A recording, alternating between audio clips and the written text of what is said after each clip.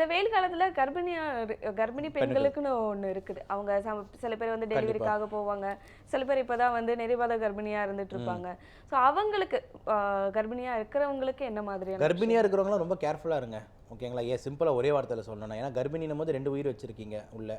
அது மட்டும் இல்லாமல் வந்து உங்களுக்கு வந்து வாட் இஸ் பிபி ஜென்ரலாகவே வந்து பார்த்தீங்கன்னா வந்து நார்மல் இண்டிவிஜுவலோட கர்ப்பிணியாக இருக்கும் போது வந்து பார்த்தீங்கன்னா பிபி ஏறும் இறங்கும்.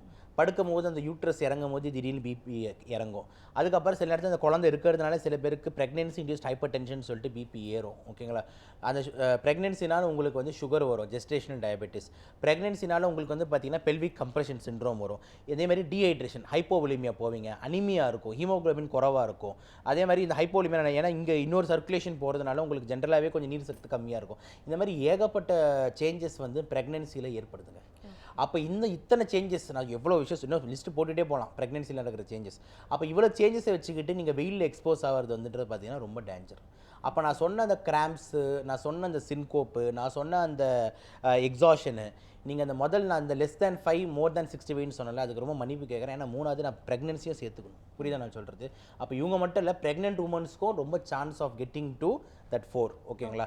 ஸோ அதனால் கண்டிப்பாக நீங்கள் அந்த கர்ப்பிணி பெண்களாக இருக்கீங்கன்னா கண்டிப்பாக வேலைக்கு இந்த மாதிரிலாம் நிறைய பேர் பார்க்குறேன். இந்த மெட்டர்னிட்டி லீவ்னா குழந்தை பிறந்ததுக்கப்புறம் எடுத்துக்கலாம் அப்படின்ற மாதிரி யோசிக்கிறாங்க நிறைய பேர். ஒரு 6 மாதம் தான் கொடுக்குறான், இப்போ நான் கடைசி நாள் வரைக்கும் வேலைக்கு போயிட்டு அதுக்கப்புறம் நான் லீவ் போட்டுக்கிறேன் அப்படின்றான். அது நல்லது இல்லைன்னு நினைக்கிறேன். ஓகேங்களா? நீங்கள் கிட்டத்தட்ட நெருங்கிட்டீங்க அப்படின்னும் போது ஒரு 1-2 months பிஃபோரே லீவ் எடுத்துக்கிறது தான் பெட்டர். ஓகேங்களா?